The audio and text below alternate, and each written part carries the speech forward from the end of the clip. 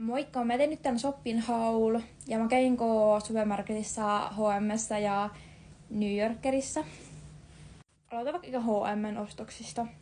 Mä kävin H&M:ssä ostaa tämmösen uuden huulikiillon. Sitten olet puhelimenkuoret, tommoset läpinäkyvät puhelimenkuoret. Sitten tämmönen musta huppari. New Yorkerin ostos. Mä ostin New Yorkissa vaan yhden paidan. Ostin tämmösen paidan New Yorkerista. Sitten mennään supermarket-ostoksiin ja ostin siis yhden jutun S-Marketista. Ostin lisää ruisleipää. Sitten mä ostin smoothien.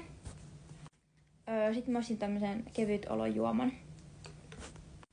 Sitten mä ostin kanatako-salaatin. Ja sitten S-Marketissa mä ostin tämmösen Apple-lahjakortin. Tässä oli tää shopping haul.